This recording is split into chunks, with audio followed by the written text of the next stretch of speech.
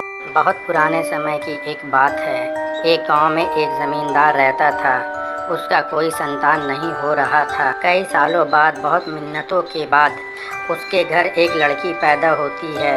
उसका नाम मालती था। मालती को उसके माता पिता ने बहुत लाड प्यार से पाला था। मालती के माता पिता ने उसकी हर ख्वाहिश पूरी की जो मालती कहती थी, और वो जैसे जैसी बड़ी होती गई उसकी ख्वाहिश पूरी होती गई। इस वजह से उसके अंदर बहुत घमंड आ गया था। जब मालती की उम्र विवाह की हो गई तो उसके माता पिता बहुत चिंतित रहने लगे कि मालती इतनी घमंडी है, उसकी शादी किसी से होगी तो वो कैसे रह पाएगी उस घर में। ये सोचकर उसके माता पिता बहुत दुखी रहने लगे। कुछ दिनों के बाद मालती की शादी एक लड़के से होती है। उसका नाम गोपी था। गोपी बहुत ही अच्छा और संस्कारी लड़का था। वो अपने माता पिता की बहुत इज्जत करता था। ससुराल में मालती का पहला दिन था। मालती गोपी से कहती है, मुझे बहुत भूख लगी है। गोपी रसोई से उसको खाना लाकर देता है। खाने को देखकर मालती कहती है, ये कैसा खाना है, मैं ऐसा खाना नहीं खाऊंगी। गोपी कहता है, हम लोग सभी इसी तरह के खाना खाते हैं और ये खाने में कोई बुराई तो नहीं है। मालती गुस्से से कहती है, अगर हमें पता होता कि तुम लोग इतने गरीब हो और मुझे इतनी गरीब ससुराल मिली है तो मैं ये शादी कभी नहीं करती। ये सुनकर गोपी बहुत उदास हो जाता है और मालती से कहता है, अगर हमें मालूम होता तुम इतनी घमंडी और बदतमीज़ हो तो मैं कभी तुमसे शादी नहीं करता। ये कहकर गोपी कमरे से बाहर निकल आता है। बस इतने सुनने के बाद मालती गुस्से से लाल पीले होने लगती है और वो बहुत ज़ोर ज़ोर से चीखने चिल्लाने लगती है।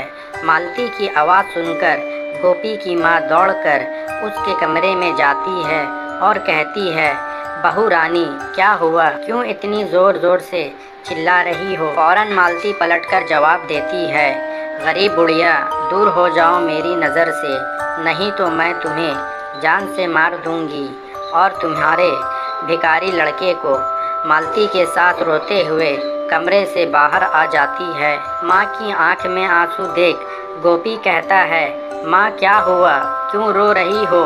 माँ कहती है, गोपी तुम्हारी पत्नी कहती है, गरीब बुढ़िया दूर हो जाओ मेरी नज़रों से, नहीं तो तुम्हें जान से मार दूंगी और तुम्हारे भिखारी लड़के को। ये सुनकर गोपी बहुत गुस्सा हो जाता है और मालती का हाथ पकड़कर उसको घर से बाहर निकाल देता है और कहता है, जाओ अपनी महल में जाकर रहो, अब यहाँ तुम्हारे लिए कोई जगह नहीं और मेरे दिल में भी नहीं, तुम मेरे लिए मर गई। जब मालती अपने घर पहुँचती है तो उसके माता पिता उससे पूछते हैं, मालती तुम अकेले और इतनी रात में आई हो, सब ठीक है।